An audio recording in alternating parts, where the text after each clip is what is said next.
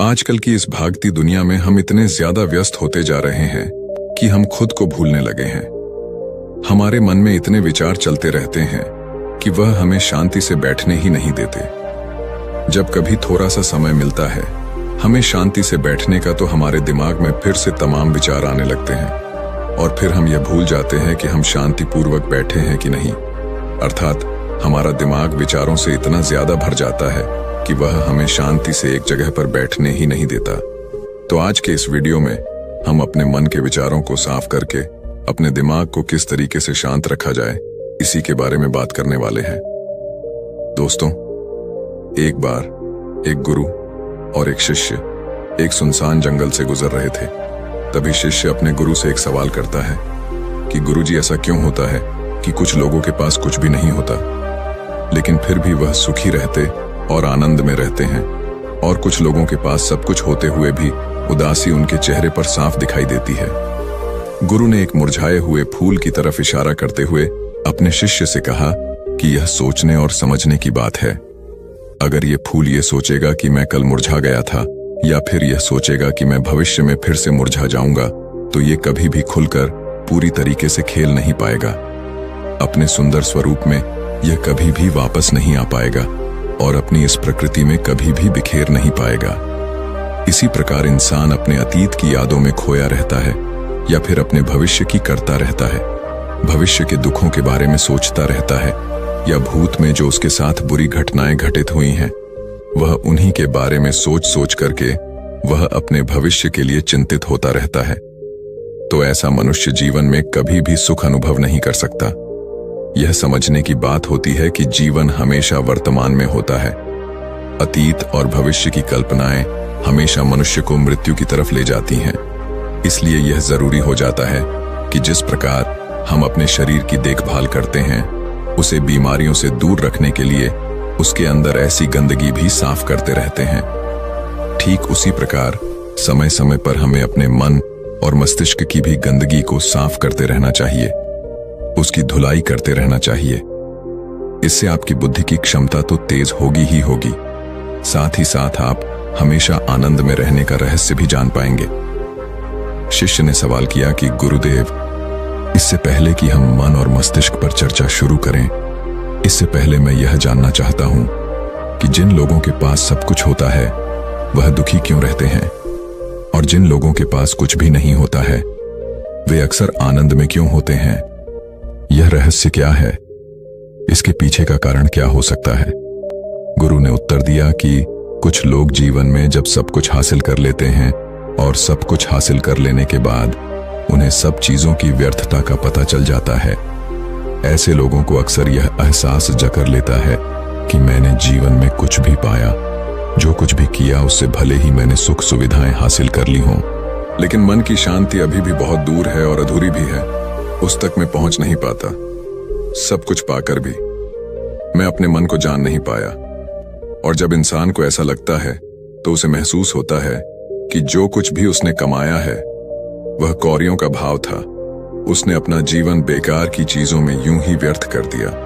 और वहीं पर जिस इंसान के पास जीवन में कुछ भी नहीं होता है, उसके पास एक उम्मीद होती है, सब कुछ पाने की लालसा रखता है, और वही लालसा, वही इच्छा उसको जीवन में खुश रखती है, आगे बढ़ाती है, और ऊर्जा से वह हमेशा भरा रहता है। गुरु ने अपने हाथ से एक सूखे पैर की तरफ इशारा करते हुए कहा कि शिष्य, कभी तो यह पैर भी हरा भरा रहा होगा, फलों से लदा हुआ रहा होगा। अनेक प्रकार के पक्षी और जानवर इस पर आराम करते होंगे, इसके फलों को खाते होंगे। इस समय इस पैर को भी यह पता नहीं होगा कि एक दिन यह सूख जाएगा और उसकी हालत इतनी बदतर हो जाएगी कि ये किसी को छांव तक नहीं दे पाए, उसके ऊपर पत्ते तक नहीं रह जाएंगे। उसी प्रकार मनुष्य अपने जीवन की दौड़ में यह भूल जाता है कि जिस दौर में वह सबसे आगे निकलने की कोशिश कर रहा है, उसका अंतिम चरण तो मृत्यु ही है। काश वो कभी इस दौर से अलग हटकर यह देख पाए कि इसका अंतिम चरण उसे कहां तक पहुंचाएगा। जिस दौर से वह सबसे आगे निकलकर जीतने के ख्वाब देख रहा है, उसका वास्तव में अंतिम चरण मृत्यु ही है। काश वह कभी जीवन में भी हो जाता है कि उन घटनाओं को हम किसी भी तरह अपने मन की दौर में ठहरा कर यह देख पाए कि उसका चरण क्या है और उसका परिणाम क्या होने वाला है। वो तो बहुत कुछ इकट्ठा करने में लगा हुआ है। एक दिन वह सब यहीं का यहीं रह जाएगा। इकट्ठा करते करते एक दिन उसका शरीर मृत्यु को प्राप्त हो जाएगा और फिर उसका शरीर आग में जलकर राख हो जाएगा। लेकिन उसके द्वारा बनाई हुई चीज सब यहीं की यहीं पड़ी रह जाएगी। लेकिन इंसान चीजों को इकट्ठा करते करते अपनी जिंदगी को जीना भूल जाता है। वह कभी ठीक से खुलकर हंस भी नहीं पाता, बस इकट्ठा करने में लगा रहता है। और इकट्ठा करते करते वह अपने सब सुख, चैन, खुशी सब कुछ खो देता है। ऐसा भी हो सकता है कि वह ऐसे कार्यों की तरफ आगे बढ़ सकता है जो उसके जीवन में आनंद पैदा करता हो, जो उसके जीवन को एक नई दिशा दे। गुरु ने कहा कि एक योगी ही होता है जो जीवन की दौड़ में ठहर जाता है, जो यह समझ लेता है कि जीवन का अंतिम चरण तो मृत्यु ही है। इसीलिए वह जीवन में सुख सुविधाएं हासिल करने की बजाय खुद के मन और मस्तिष्क को एक नए आनंद की तरफ ले जाने का प्रयास शुरू कर देता है। शिष्य ने सवाल किया कि गुरुदेव, क्या एक गृहस्थ जीवन में जीने वाला मनुष्य उस आनंद की प्राप्ति नहीं कर सकता? और अगर कर सकता है तो किस प्रकार शुरुआत उसे करनी चाहिए? गुरु ने कहा कि बिल्कुल कर सकता है। गुरु ने उत्तेजित होकर उत्तर दिया कि अगर सभी मनुष्य उस आनंद की प्राप्ति के लिए योगी बनने का निश्चय कर ले तो इससे तो प्रकृति का चलन ही रुक जाएगा। उसकी जो व्यवस्था है वह बिगड़ने लगेगी। एक सच्चा योगी अपने जीवन में खोज करता है और खोज करने के बाद वह गृहस्थ जीवन में किस प्रकार आनंद को प्राप्त किया जा सकता है वह तरीके सभी को बताता है, ताकि मनुष्य अपने गृहस्थ जीवन का पालन करते हुए उस आनंद की प्राप्ति भी कर सके। गुरु ने उस युवक को संबोधित करते हुए उत्तर दिया कि मैंने अपने जीवन में जो खोज की है उसके अनुसार मनुष्य को समय समय पर अपने मन और मस्तिष्क की सफाई करते रहना चाहिए। मनुष्य अपने शरीर पर तो ध्यान दे देता है, लेकिन अपने मन और मस्तिष्क को वह भूल जाता है, उस पर कभी ध्यान ही नहीं देता और उसी वजह से मन और मस्तिष्क उसके बूढ़े होते चले जाते हैं। उसमें जवानी रह ही नहीं जाती और जब उनमें जवानी नहीं रह जाती तो वो नयापन और ताजगी नहीं रह जाती, जिसकी वजह से एक इंसान उदासी से भर जाता है। मन और मस्तिष्क की गंदगी क्या होती है, पहले मैं तुम्हें यह बताता हूं।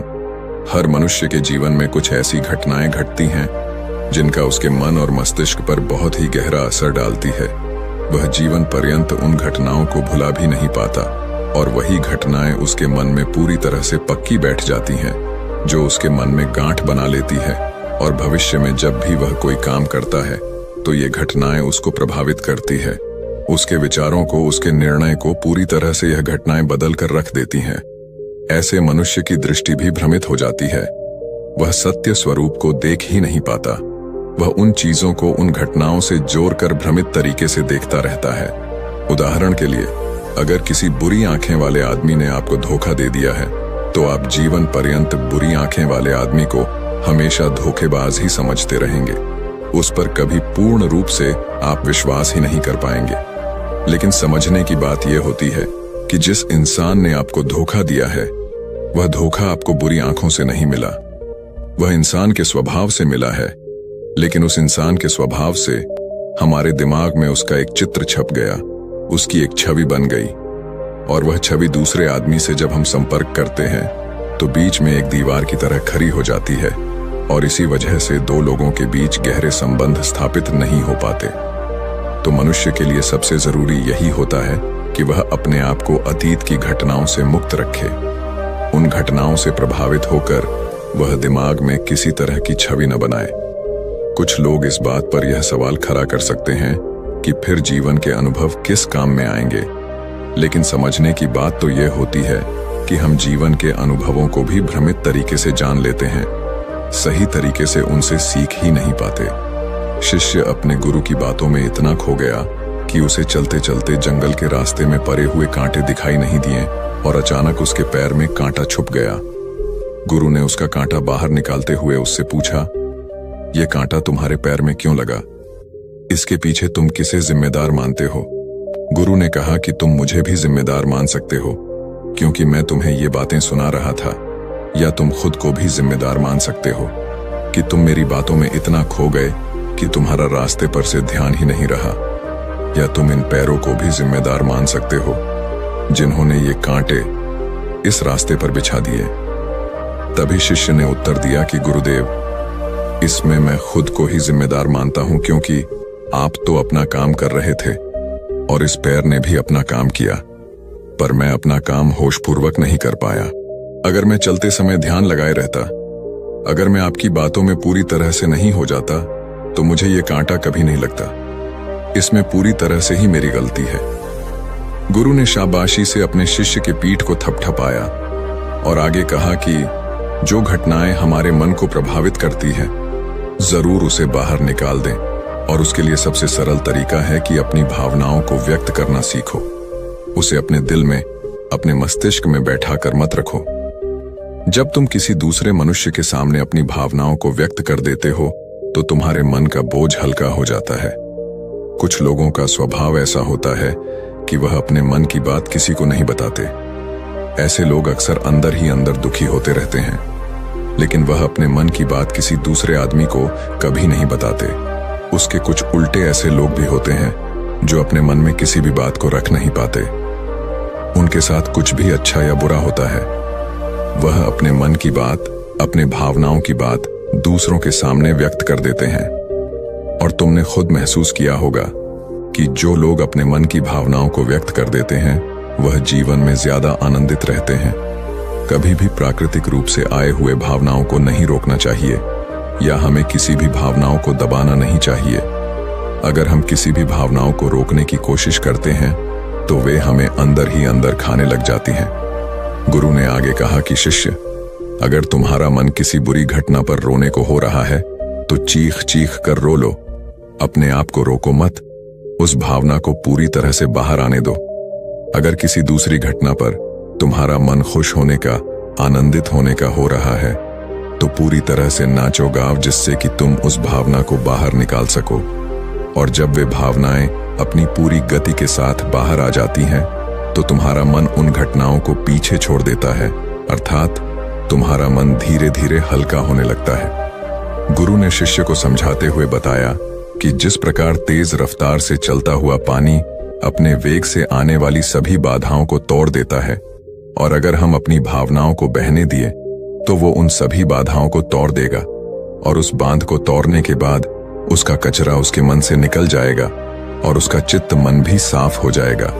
उसके अंदर की गंदगी भी दूर हो जाएगी। अक्सर मनुष्य अपने मन में किसी घटना को दबाकर इसलिए रखता है कि वो सोचता है कि अगर सामने वाले को इस घटना के बारे में पता चल जाएगा, तो वह क्या सोचेगा। इसी विचार से वह अंदर ही अंदर खुद दुखी होता रहता है और अपनी भावनाओं को दबाता रहता है, लेकिन सामने वाले को वह कुछ भी नहीं बताता। लेकिन अगर एक बार वह हिम्मत करके शुरुआत कर सकता है, अपने अंदर की बात अपने किसी करीबी मित्र को बता दे, तो उसका पूरा जीवन परिवर्तित हो सकता है। उसका जीवन सुखमय बन सकता है। एक बार अगर उसके दिमाग में यह आदत बन गई, तो जीवन भर अपनी भावनाओं को दूसरों के सामने व्यक्त करने से कभी नहीं हिचक जाएगा। हम अपने जीवन में इस आदत को 21 दिनों में पैदा कर सकते हैं। 21 दिनों तक अगर सही तरीके से हम अभ्यास करें, तो हमारा दिमाग पूरी तरह से भावनाओं से मुक्त हो सकता है। यह 21 दिनों का अभ्यास इस प्रकार है। 21 दिनों तक सबसे पहली बात जो आपको याद रखनी है कि अपने मन में किसी भी बात को दबाकर नहीं रखना है। अगर हम किसी मनुष्य के बारे में अच्छा सोचते हैं, तो हम उसे करें। अगर बुरा भी सोचते हैं, तो भी उसे व्यक्त करें। परिणाम भूल जाए कि परिणाम क्या होंगे। सिर्फ अपने दिमाग की धुलाई करने पर विश्वास रखें। इससे आपके दिमाग में एक अद्भुत साहस पैदा होगा। गुरु ने आगे कहा कि शिष्य, जब आप किसी मनुष्य के बारे में वह सब बता पाएंगे जो आप उसके बारे में सोचते हैं, तो आप खुद सोचिए कि आपका खुद के ऊपर कितना विश्वास बरत जाएगा। आपके मन के सारे दोष खत्म हो जाएंगे। हो सकता है कि इसमें आपको चुनौतियों का सामना भी करना पड़े, लेकिन जहां चुनौतियां नहीं होती हैं, वहीं कुछ अभ्यास भी नहीं होता है। अभ्यास हमेशा चुनौतियों से भरा होना चाहिए। इससे आप सत्य वचन बोलने का अभ्यास भी कर पाएंगे। अक्सर हम दूसरों को प्रभावित करने के लिए वह सब बोलते रहते हैं जो उन्हें अच्छा लगता हो, लेकिन वह नहीं बोलते जो हम उनके बारे में सचमुच सोचते हैं, और यही हमारी सबसे बड़ी भूल हो जाती है। जिससे हमारा पूरा अस्तित्व झूठा बनकर रह जाता है। और अपनी भावनाओं को व्यक्त करते समय यह भी जरूर ध्यान रखें कि आपके अंदर जो भावनाएं उस इंसान के प्रति उठ रही हैं, उसके पीछे का मूलभूत कार्य क्या है। उदाहरण के लिए, जब एक नौकर अपने मालिक के लिए कोई काम करता है और वह काम अच्छे से नहीं कर पाता है, तो मालिक उसे डांट फटकार देता है, जिससे उसके अंदर उसके प्रति क्रोध की भावनाएं उठने लगती हैं। लेकिन समझने की बात यह होती है कि मालिक तो आपको कहेगा ही, वह तो डांटेगा ही अगर आप अच्छे से काम नहीं करेंगे। अगर आप काम अच्छे से कर रहे हैं और फिर भी आपका मालिक आपके साथ उचित व्यवहार नहीं कर रहा है, तो आप खुलकर अपने मालिक को भावनाएं व्यक्त कर सकते हैं, बिना यह सोचे कि इसका परिणाम क्या होगा। अगर आप इस भावना को उठाएंगे नहीं, तो आप अपनी नजरों में खुद ही नीचे गिरने लग जाएंगे। आपका आत्मविश्वास बिल्कुल खत्म हो जाएगा। दूसरा अभ्यास जो तुम्हें 21 दिनों तक करना है, वह यह है कि जो भी घटनाएं तुम्हारे साथ घटित होती हैं, कम से कम आपके जीवन में एक ऐसा इंसान होना चाहिए जिसके सामने तुम अपने दिल की बात रख सकते हो। चाहे अच्छी बात हो, चाहे बुरी बात हो, वह सब बातें तुम बिना कुछ सोचे विचारे, बिना कुछ डर से कि वो इंसान तुम्हारे बारे में क्या सोचेगा, तुम उस इंसान को अपनी सारी बातें बता सको और वह इंसान तुम्हारी सारी बातें सुनने के बाद तुम्हारे लिए कोई छवि पैदा न करे। ऐसे इंसान अपने जीवन में खोजो और उनके सामने अपनी सारी भावनाएं व्यक्त करने की कोशिश करो। दिन में जो कुछ भी घटित होता है, अच्छा लगता है या बुरा होता है, किसी के प्रति आकर्षण होता है, उसको एक दोस्त की तरह बताने का प्रयास करें। इससे यह पता चल जाएगा कि तुम्हारा मन घटनाओं के प्रति किस प्रकार की भावनाएं पैदा करता है। तुम अपने मन की सारी बातें कह दो, ताकि तुम्हारे अंदर की भावनाएं, तुम्हारे अंदर में जो विचार उत्पन्न हो रहे हैं, वह पूरी तरह खाली हो जाए। तीसरा अभ्यास जो तुम्हारे मन को खाली रखेगा, वह है योग्य निद्रा का अभ्यास। देखते ही देखते ये चर्चा खत्म करते हुए गुरु और शिष्य उस जंगल को पार करके अपने आश्रम में पहुंच चुके थे। तो दोस्तों, उम्मीद है इस वीडियो से आपको काफी कुछ सीखने को मिला होगा, और अगर कुछ सीखने को मिला हो तो हमारे इस वीडियो को लाइक, शेयर और बुधा स्टोरियन चैनल को सब्सक्राइब जरूर कर लीजिएगा, और साथ ही कमेंट में नमो बुद्धाय जरूर लिखिएगा। धन्यवाद।